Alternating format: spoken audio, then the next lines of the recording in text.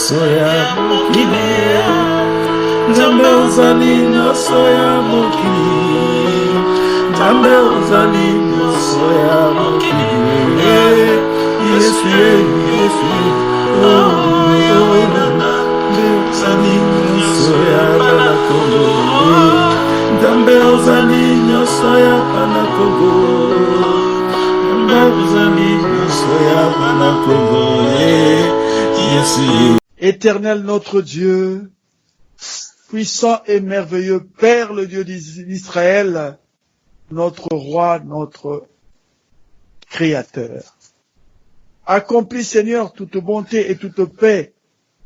Nous venons à ta présence, Seigneur notre Dieu, pour implorer ta miséricorde, parce que nous ne sommes pas justes devant toi.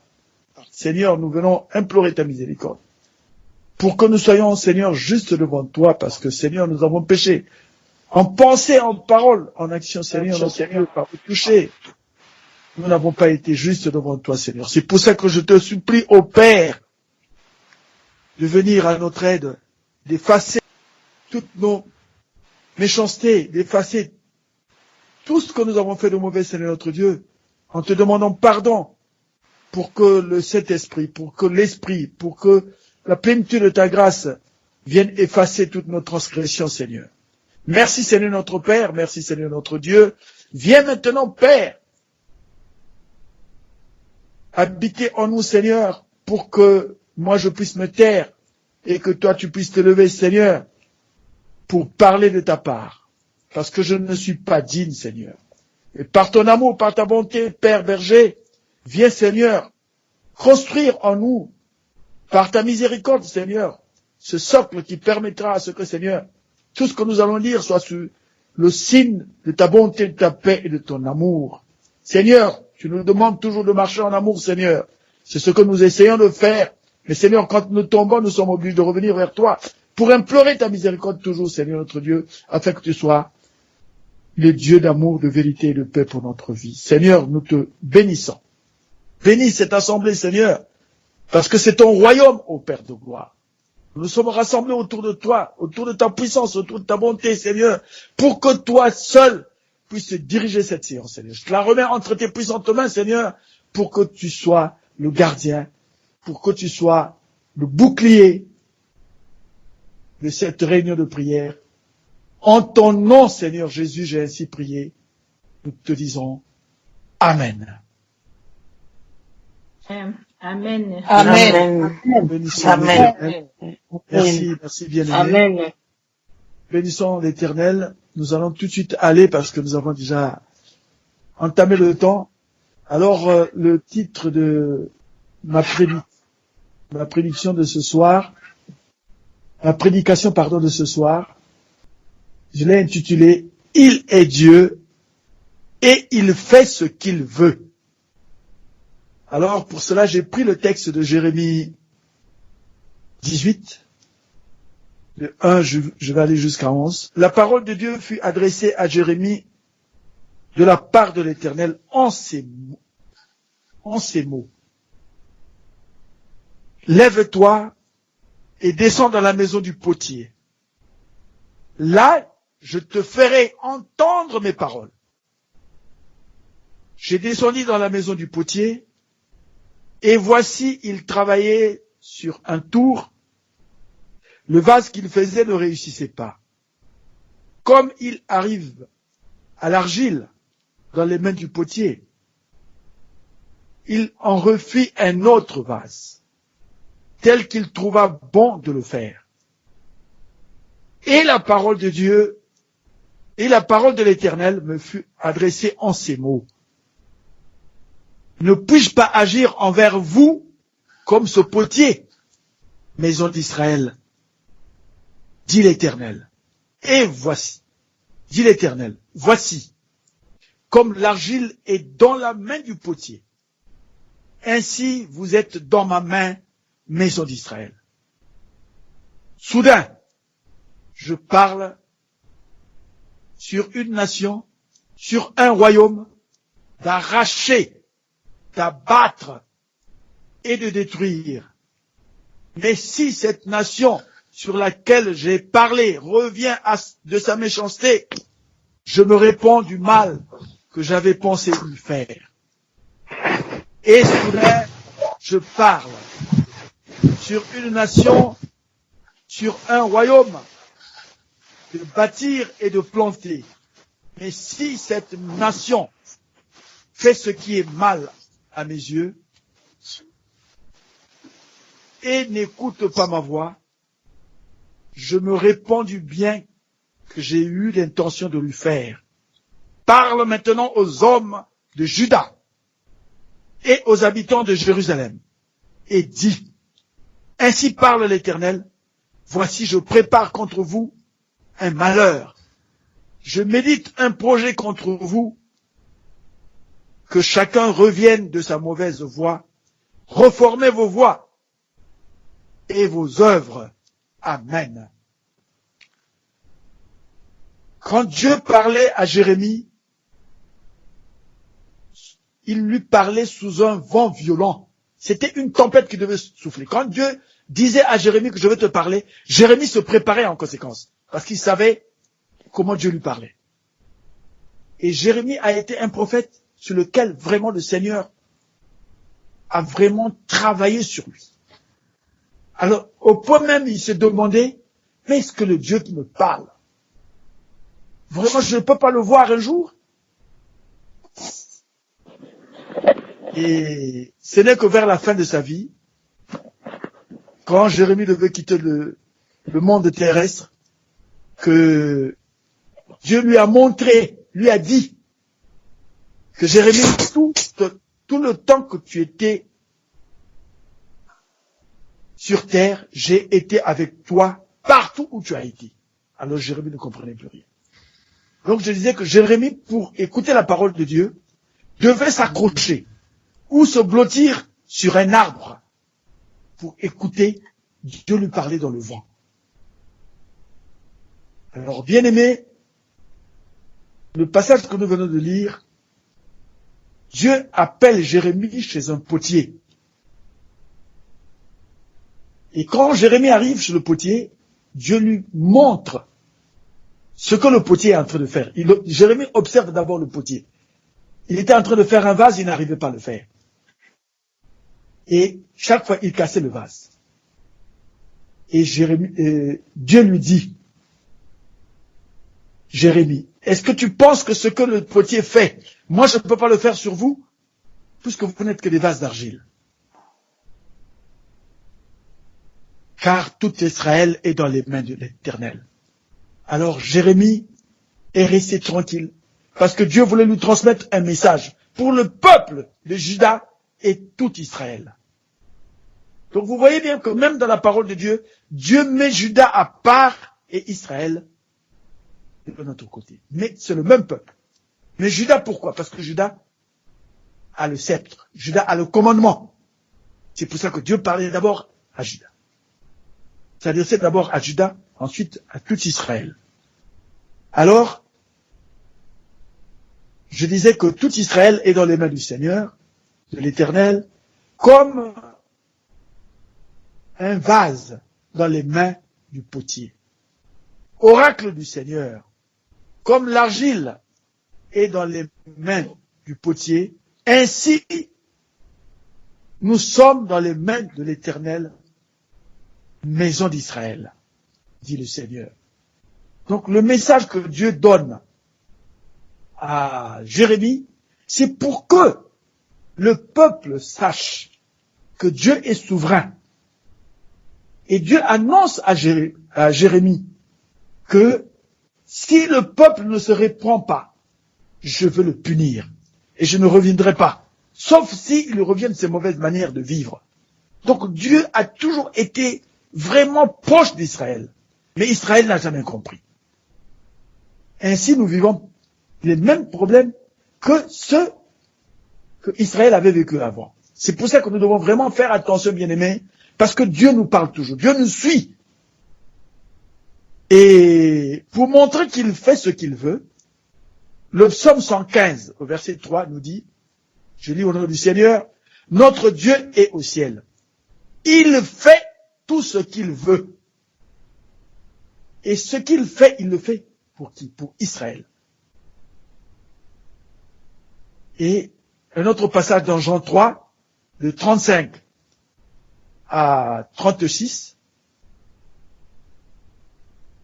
je lis au nom de l'Éternel, le Père aime le Fils, et il a mis toutes choses entre ses mains. Celui qui croit au Fils a la vie éternelle. Celui qui ne croit pas au Fils ne verra point la vie. Mais la colère de Dieu demeure sur lui.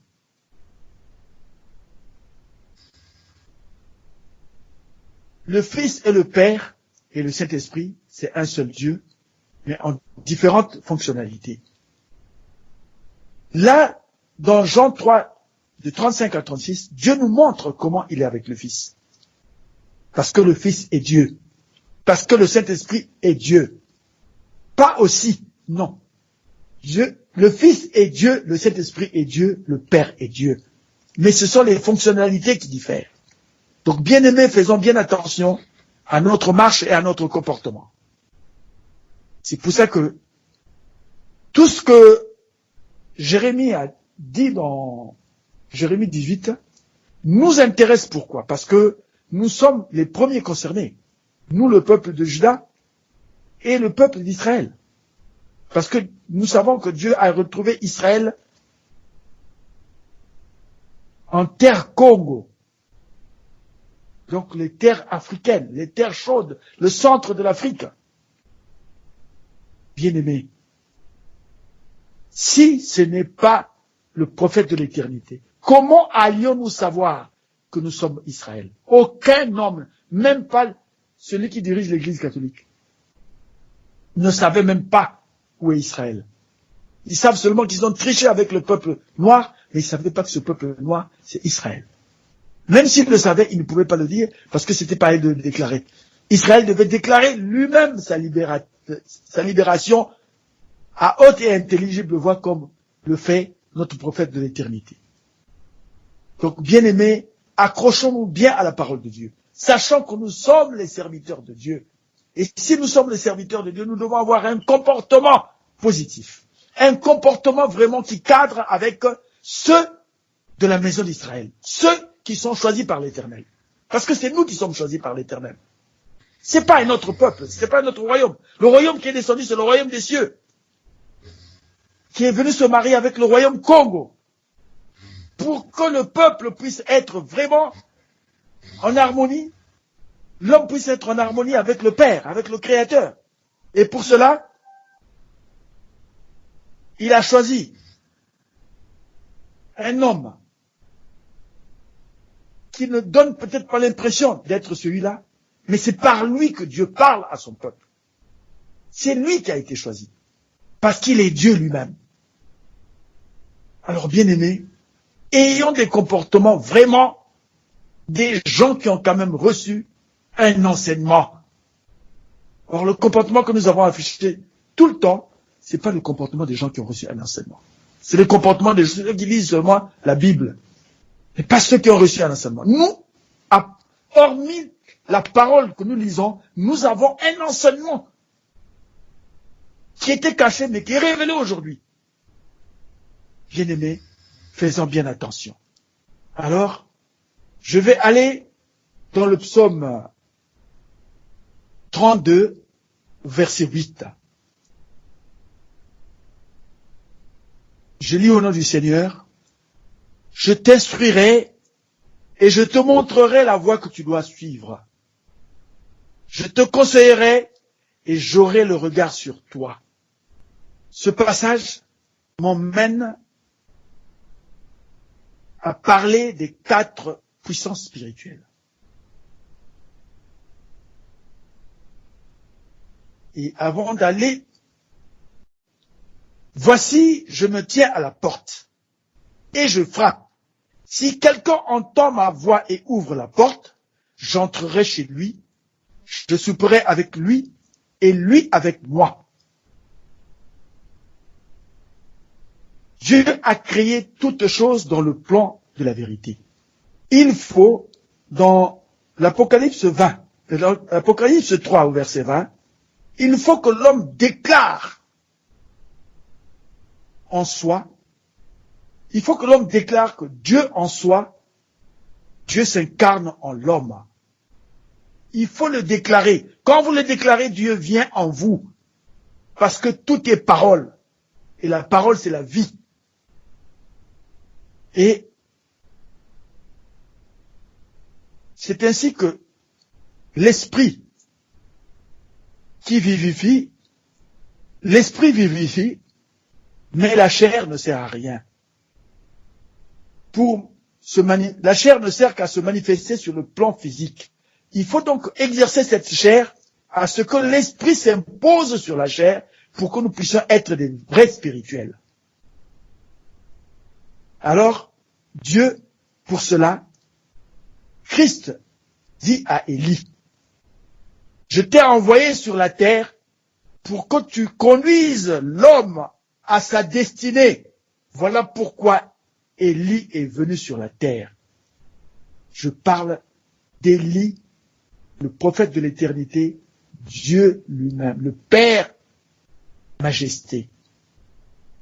Alors, sur les 4 puissances spirituelles, nous avons la fondation spirituelle, nous avons la fondation de l'établissement,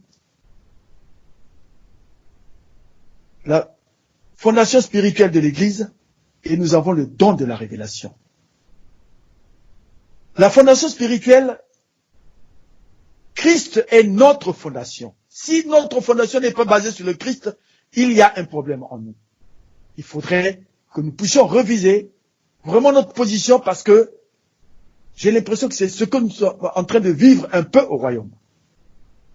Par le comportement que nous avons, on a l'impression que notre fondation n'est pas sur le Christ. Parce que si notre fondation est sur le Christ, notre comportement devait être différent. Alors, bien aimé, il faudrait qu'on se rattrape. Il faudrait qu'on se rattrape pour que Christ soit notre fondation. Alors, dans la fondation de l'établissement, Christ montre le chemin à l'homme. Donc, l'établissement, c'est le chemin que nous avons. Dieu nous montre le chemin pour que nous puissions aller nous établir. Et la fondation spirituelle de l'Église, c'est le renouvellement de l'esprit. Le corps du Christ. Parce que Satan a beaucoup masqué l'homme. Ainsi que Jésus le dira à Pierre, Satan masquait beaucoup Pierre. Mais quand Pierre est arrivé à comprendre ce que Jésus était en train de leur donner comme enseignement, à ce moment-là, Pierre ne pouvait plus être masqué.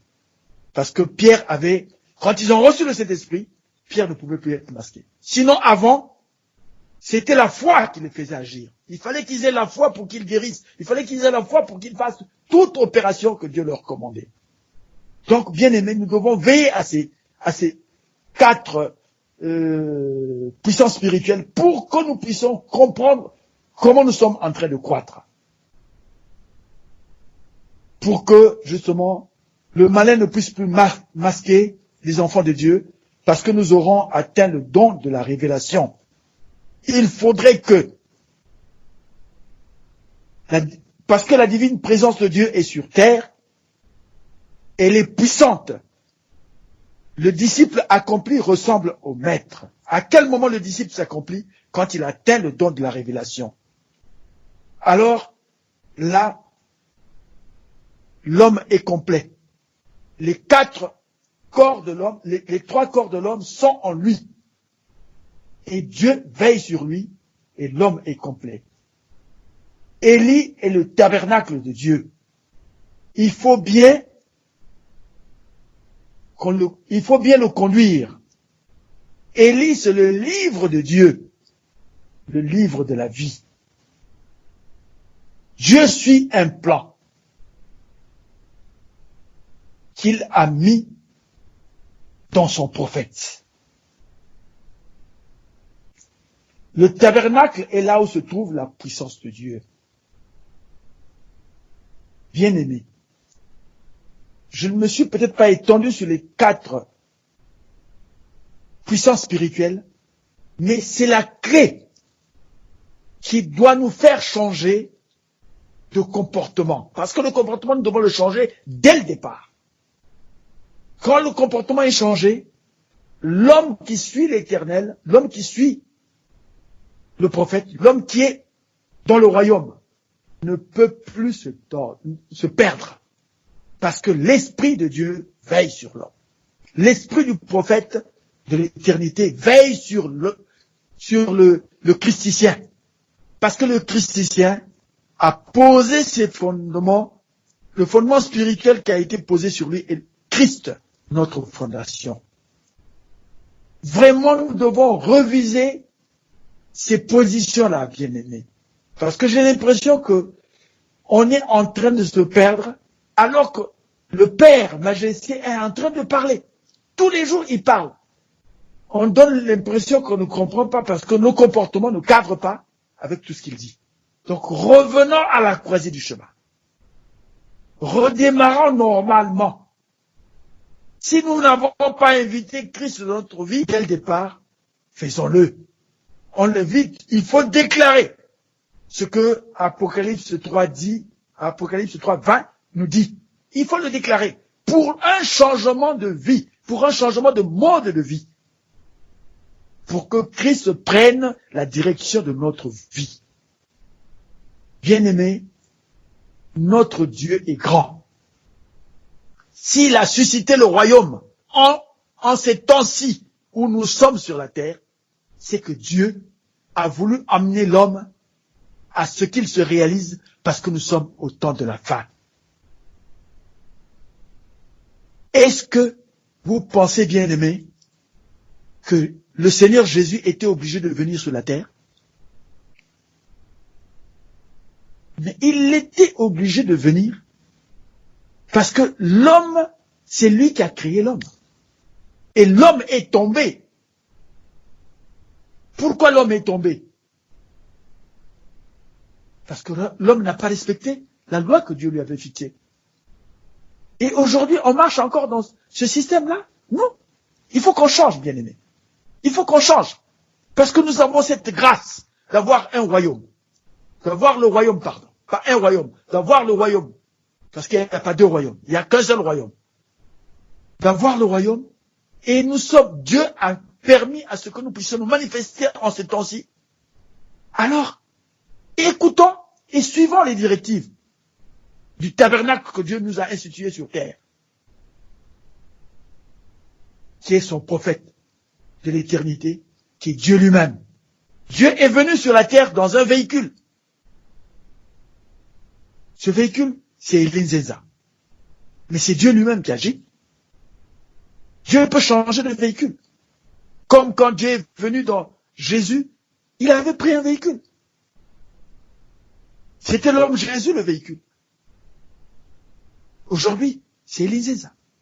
C'est toujours le véhicule que Dieu se sert toujours d'un véhicule que lui-même a préparé. Lui-même a préparé. Et vous avez suivi ce que notre Père de l'éternité nous a dit dans sa formation. Comment Dieu l'a formé. Bien-aimés, si nous avions un peu de conscience, la conscience peut nous revenir vraiment, permettez-moi, excusez-moi. Est-ce que nous pouvons comprendre comment Dieu peut aimer le prophète tel qu'il l'a formé sur une pierre brûlée?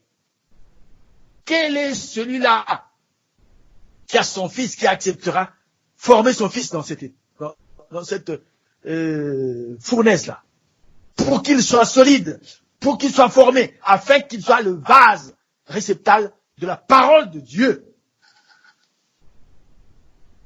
Donc, bien-aimés, vraiment, prenons toute notre conscience pour nous ressaisir. Repartons vers le tabernacle agenouillons-nous devant le tabernacle de Dieu, qui est son prophète, et recevons l'Éternel pour que lui nous conduise justement dans le chemin qui est la vérité, le royaume. Car le Seigneur a dit, je suis le chemin, la vérité et la vie. Aujourd'hui, nous sommes dans les mêmes prédispositions. Je suis le chemin, la vérité et la vie. Il n'y a qu'un seul chemin qui mène à Dieu, c'est le royaume. C'est Élisée qui est le chemin du royaume. Si nous n'écoutons pas son prophète, ben, je crois que c'est des problèmes qui nous attendent. C'est des problèmes qui nous attendent.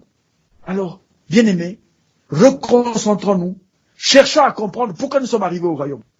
Vous arrivez au royaume, il y a tout un enseignement vraiment développé dedans. Les gens s'occupent des prophéties, à gauche et à droite. Qu'est-ce que ces prophéties-là vont nous rapporter? Des prophéties en dehors du royaume. Qu'est-ce que ces prophéties vont nous rapporter? Si ça avait été bon, ces prophéties-là, pourquoi on n'était pas resté là-bas? Pourquoi on est venu au royaume? Dès qu'on voit qu'il y a quelqu'un qui prophétise à gauche et à droite, on court. Parce qu'on pense que notre vie est cachée dans les prophéties. Non, notre vie est cachée dans Jésus, dans le Seigneur. Dans Élisée aujourd'hui, qui est notre prophète de l'éternité. Dieu lui-même. Donc, bien-aimés, soyons humbles, soyons humbles. Laissons que l'esprit s'acclimate avec son prophète. Notre esprit doit être proche du prophète, qu'il apprenne.